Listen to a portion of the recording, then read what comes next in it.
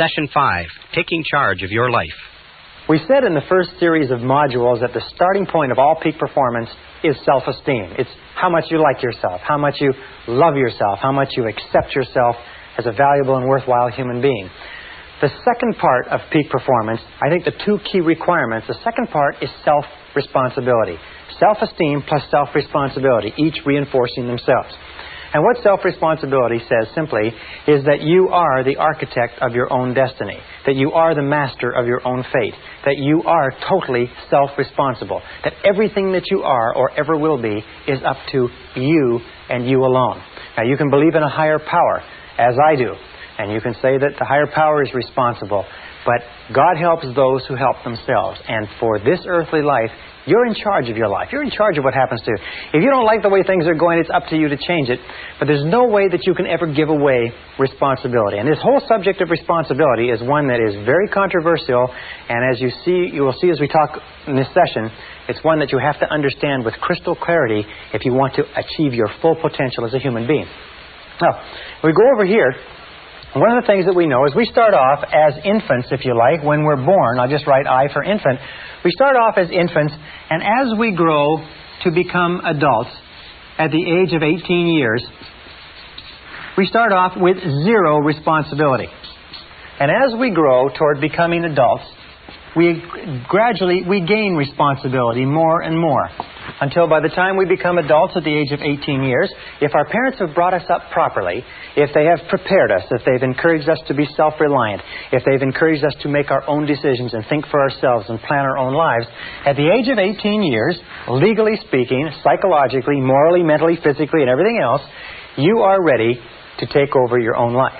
Now, if your parents have not prepared you as an adult for total responsibility, it doesn't matter.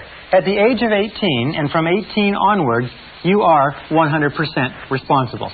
For the rest of your life, you can never absolve yourself of responsibility. For the rest of your life, everything that happens to you is up to you, totally and without forgiveness.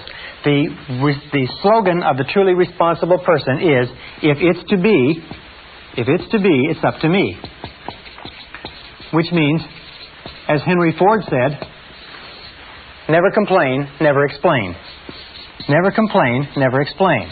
What that means is if you don't like the way things are, then it's up to you to change them. And if you're not willing to take steps to change them, then don't complain about them. Just simply accept them. Men who are men and women who are women don't complain about the difficulties of life. They just accept them as the difficulties of life, and they either do something about them or they don't say anything. So if it's to be, it's up to me. If it's to be, it's up to you. This is one of the hardest things to understand, because when we're children, at this stage, we're totally dependent.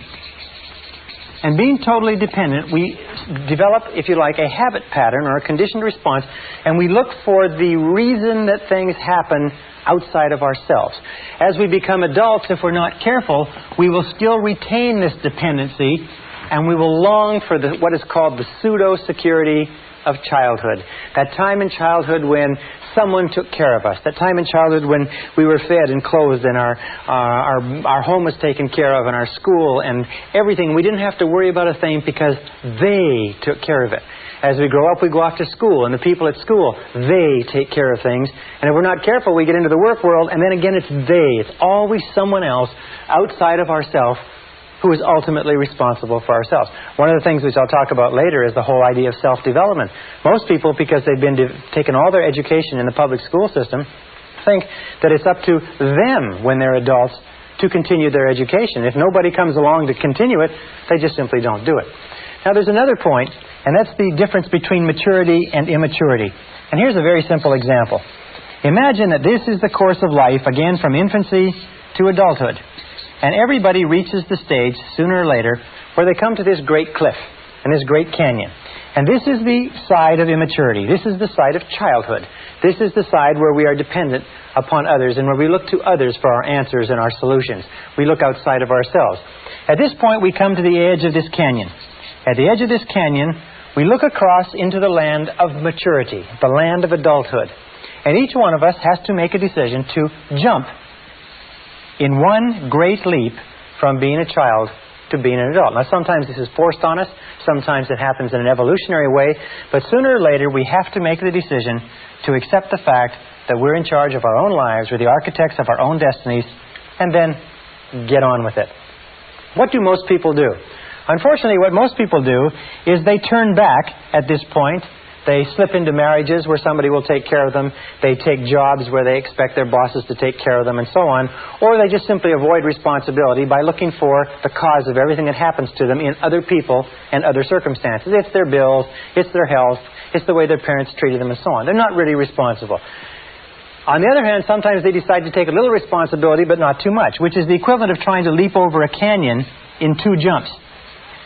And where the vast majority of people end up, unfortunately, is in the valley. And this is the valley of excuses. The great majority of people spend their whole life in the valley of excuses, making excuses rather than making progress.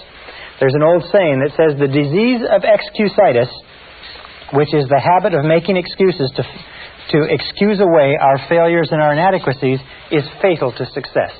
The habit of making excuses is fatal to your success. So the question you have to ask yourself when we talk about responsibility is, what excuses do you use not to move ahead? There was a very famous story by Tolstoy, where Tolstoy and his brothers would play, and they had a game. And the game was that out in the garden there would be a box. And in the box was the answer to all the riddles of life. And you could find the box under a certain bush as long as you didn't think about a big white rabbit. As long as you kept your mind clear of that big white rabbit and you didn't think about the rabbit, you could find the answer to all the mysteries of life. Well, of course, nobody ever found the box, or nobody ever found the answer to the mysteries of life, because they couldn't stop thinking of the big white rabbit. The question you have to ask yourself is, what is your big white rabbit? What is it that you think of? What is the excuse that looms into your mind whenever you think of something that you could do or have or be? A new job, a new challenge, an opportunity, changing something in your life that you're not happy with. What is the white rabbit? What is the excuse that pops into your mind? You say, well, I can't do that because. Or another thing is, yes, but. I'd like to, but. There's always a reason. I'm too young, I'm too old. I'm too tall, I'm too short. I don't have enough education, I've got too much education. It's the wrong time, it's the wrong place, and so on. What is your white rabbit? What is it that sticks in the back of your mind that causes you to make excuses, that causes you to hang back from taking responsibility, that keeps you in the land of childhood, immaturity, and irresponsibility? Very, very important question to ask. Now, when we talk about responsibility, we talk about something else. It's simply this, is that the acceptance of responsibility is not optional. Many of us like to think that, well, I'll take a little responsibility here, I'll take a little responsibility there. No, the acceptance of responsibility is not optional. From the time you become 18 years old, you are 100% responsible. You have no choice in the matter. As a matter of fact, there are very few things in life over which you have no choice, but you have no choice in this. It is mandatory. It is mandatory if you wish to fulfill your potential, if you wish to become everything you're capable of becoming, you must take full responsibility for bringing about the circumstances, for making the changes, for making the hard decisions necessary. If you take the word responsibility, you can break it into 2 words, response and ability. And one of the things which I've learned as I've studied history is that all of life is a series of challenges, difficulties, problems, setbacks, obstacles to face. And the difference between the winners and losers in life is not the difference in problems, because everybody has problems. And most people, and many people, have more and bigger problems than you or I could ever dream of. The difference in life, the difference between winners and losers, is the responses to the problems. Many years ago, a man named Oswald Spengler wrote a book in which he talked about what he called the challenge-response theory. The challenge-response theory simply said that civilizations grow and decline to the degree to which they meet challenges effectively and respond effectively. A small society starts out small, and almost invariably it will be challenged by either an external enemy or nature or weather or something else. If the society responds in a positive and constructive way to the challenge, the society grows. As it grows, it triggers additional challenges, difficulties. If it responds to them effectively, it grows some more. Oswald Spengler studied the 21 great empires of human civilization and found that every single one followed this cycle. As long as the civilization continued to rise to the challenge, it continued to grow stronger and stronger. The reason why this analogy is so important is that we as human beings are exactly the same.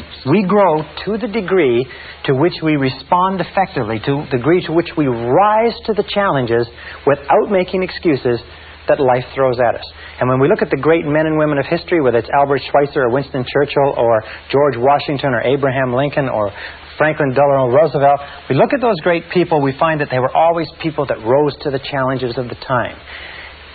If ever you wish to be capable of rising to great challenges, what you have to do is you have to start off on a daily basis rising to small challenges, which means no matter what happens, you accept the challenge, you accept the responsibility, you refuse to make excuses, and you go forward. Now, there's three areas in life, in our modern life, which you must be very, very aware of. The first area is the political area. If you look around you, you will find that there is a great drive toward the government doing it, the government being responsible. Make the government responsible. What people are doing is they want the government to be their parent. They want the government to protect them and take care of them. But as the more you vote for politicians to do things for you, the more you give politicians control. You see, you can never give away responsibility. You can only give away control. How do you give away control? You give away control in terms of voting for them to spend more of your money, regulate more of your businesses, tax away more of your income, and so on. The second area, so let me just finish this. The urge towards statism, collectivism, socialism, large government, and so on is all aimed at somehow making the government, that faceless bunch of bureaucrats, responsible for the challenges of our own lives. Now, the second area where this is prevalent is in the criminal justice system. In the criminal justice system, you will find that the one characteristic of all criminals is that they refuse to accept responsibility for their crime. It was always someone else or something else. It was always their childhood or the background or the other guys. That the way that people get out of the criminal justice system is they accept responsibility for the crimes they've committed. And they say, I did this. Nobody made me do it. I am responsible. And they stop going back to jail. The third area is in medicine. Today we know that almost all of our problems in medicine are psychological in origin, or we inflict things on ourselves. The average American or Canadian is about 10 to 20 pounds overweight. In medicine, we expect the doctor to be responsible. Just imagine how we would take, what kind of care you would take of yourself if you were on a desert island for life, with no doctors, no nurses, no hospitals, no medicine, no nothing, where you had nothing to fall back on. Very, very important point. So all around you in society, you're going to notice this clamor, this demand, I am not responsible. Make somebody else responsible. But this is the key. Remember, you are always free to choose. You are free to choose your responses. You are free to choose the quality of your emotional life. Do you know that you decide how you're going to feel by how you are going to respond? You decide when to get angry, when to be happy, when to be unhappy. You decide what your attitude is going to be when you get up in the morning. You decide the quality of your physical life. You're the one who decides what you eat, what you drink, what you don't eat and drink. You determine the quality of your financial life. You're the one who determines the quality and quantity of the work that you contribute. In every case, you're free to choose what you want. If you want things to be different, the starting point is to accept full, unqualified responsibility for your life. Well, I first discovered this whole concept of responsibility when I was 21 years old. I was living in a little apartment. I was working on a construction job. It was 35 degrees below zero outside. I didn't have a car. I didn't have any money in the bank. My clothes were old. I had failed out of high school. And I looked around me in that cold winter in that little apartment with no future and not much of a past. And I said to myself, if ever I want anything to change, it's up to me.